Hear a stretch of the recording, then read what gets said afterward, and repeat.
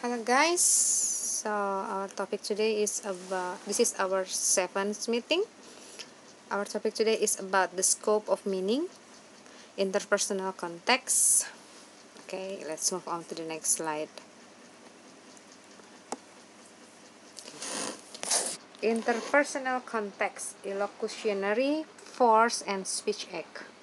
The relationship between language and context are not limited to those in which a linguistic expression simply name or describe an already existing reference or state of affairs, and the assertion of facts about the world is just one of the acts which we can use language to perform.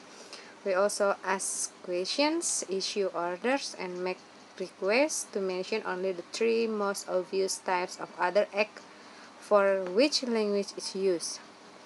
For much of the history of REFR, reflection on language, principally in philosophy, it was the asserting function that was seen as the most basic and important.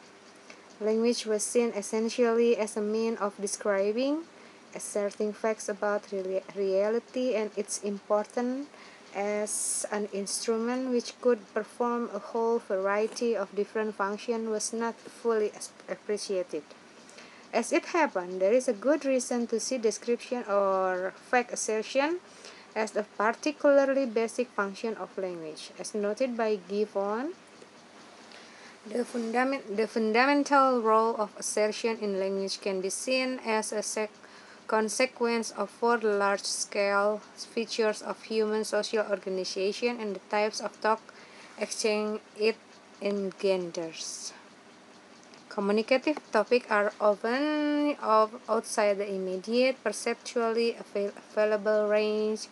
Much pertinent information is not held in common by the participants in the communicative exchange, and the rapidity of change in the human environment necessitates periodic updating of the body of shared background knowledge.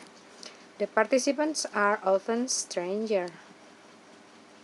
Locutionary, illocutionary, and perlocutionary acts.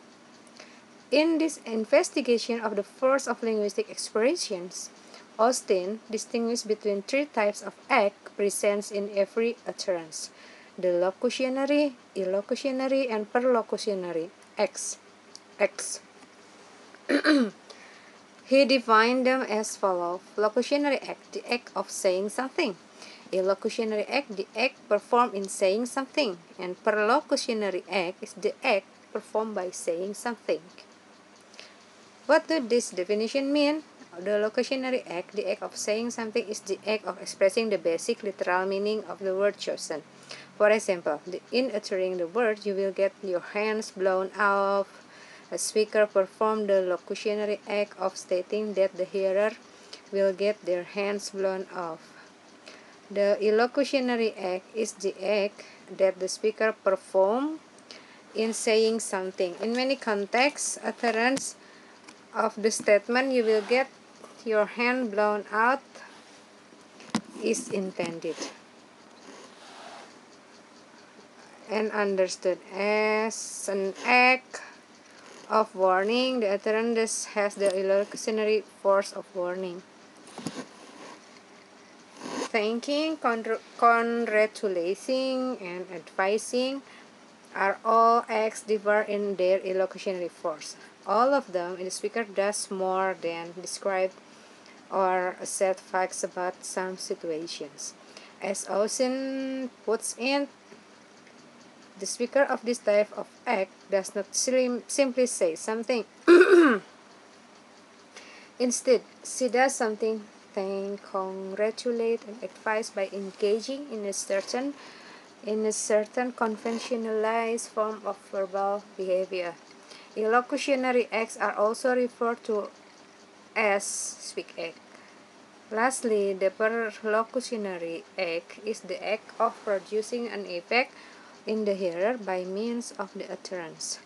Depending on the circumstances, the perlocutionary act involved in saying you will get your hands blown off might be to dissuade the hearer from playing with a lighter and a stick dynamite, to frighten the hearer, to encourage them to go on provocatively waving a naked flame in front of a bag of fireworks, and so on. Locutionary.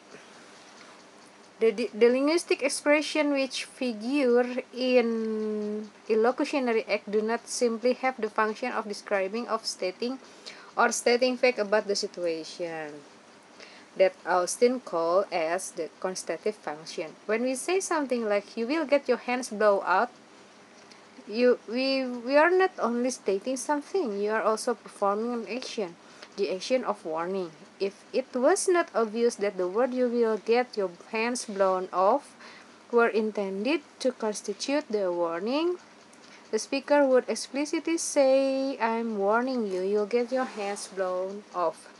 In using the verb warn, the speaker makes the force of their utterance as a warning explicit. There is indeed no other way to explicitly warn someone other than to use the word "I'm warning you," "I warn you that," or synonymous constructions. Austin called this type of utterance an explicit performative utterance. When I say "I warn you that," I'm not describing or stating the existence of any independent fact. I am instead performing an act, the act of warning, which cannot be explicitly performed in other way.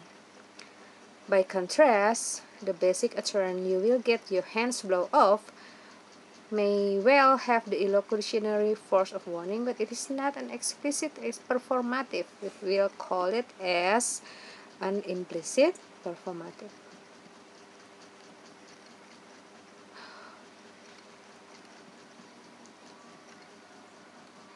And then,